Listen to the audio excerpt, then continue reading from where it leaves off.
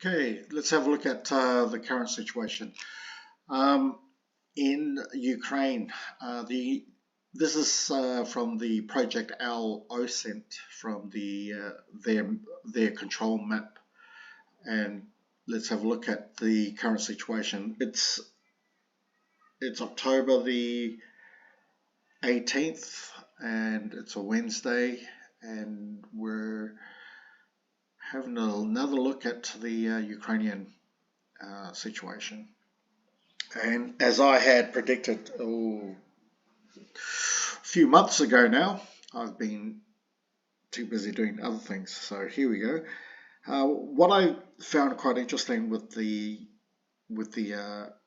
this map is the details of the various units of Ukrainian forces, as well as the Russian forces within the contact lines.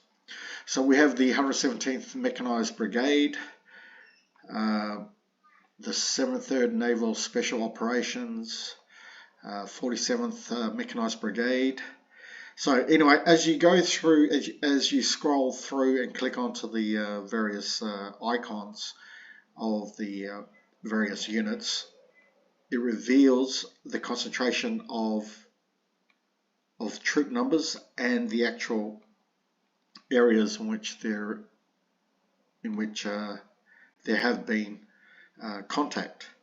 And as you can see, there has been very little in the way of the Ukrainian flower, which in my interpretation is actually the corpse flower blooming from the Robertine and Verbove contact line. So as far as I'm concerned, the conflict in this region, viewing this map, indicates that the Russians are very much in control and that the Ukrainians are very much behind the eight ball. And that little salient has been 4 months in the making, and it is a dog's breakfast, and it's like a little ditch in a line of red, which is the failure of the Ukrainian offensive since June the 4th, 2023.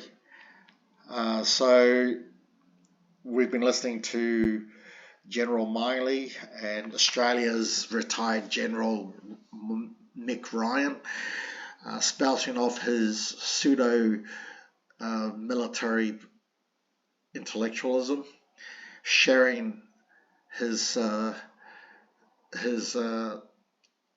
sophist knowledge of military tactical and strategy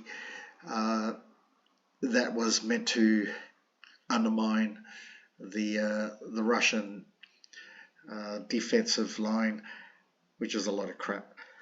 It's November was the deadline for NATO to, or so I should say, Ukraine was meant to at least take Tokmak.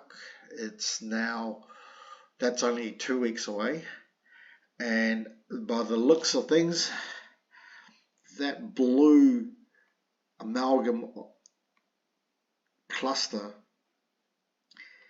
is nowhere near Tokmak. So Tokmak is right here, and these are the defense positions around Tokmak.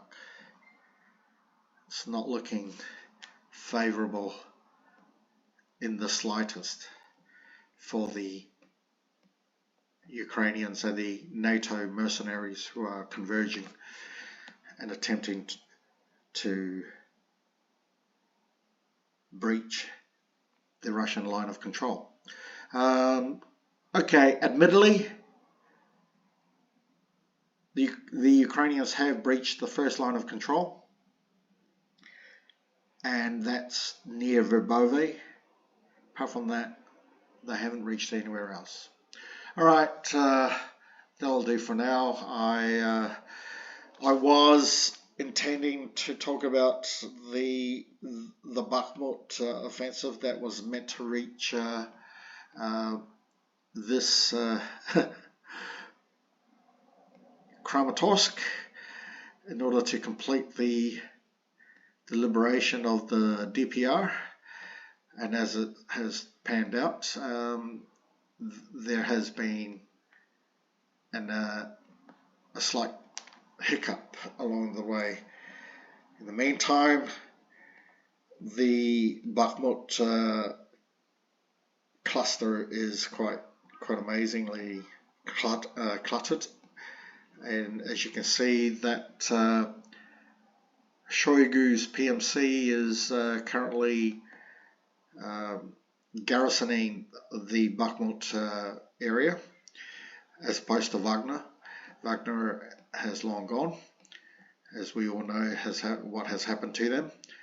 But we can see that at Hokovo, Veslivka seems to be the salient that is nearest to Kramatorsk. But the end game is obviously Kramatorsk and Sloviansk. Once that is liberated, that is more or less the end game for the ultimate garrisoning of the DPR and LPR for the Russians, and that's it. Apart from that, build a wall. That's basically it, and that'll be the end of the war. Insofar as Russia doing anything against the Ukrainians, they're just going to defend the liberated Russian Federation with the inclusion of the recent annexed former Ukrainian territories, which are now part of the Russian Federation, as ratified by the Duma back in September 2022, which, insofar as we're all concerned, the world continues to deny. But that's like anything. In the end, you have to accept that the Russians have attained the DPR and Crimea and LPR, as well as portions of Zaporizhzhia Oblast, as well as portions, or at least the left bank or the south regions of the Kherson region. Of course, there's always the question about Kharkov Oblast and the Kharkov People's Republic, but that's another day. But for the all intents and purposes, NATO and Ukraine have lost this war. It's the liberation of the Russian people of the Donbass region, and that's it. All right, lava molinate talanoanga, so forth.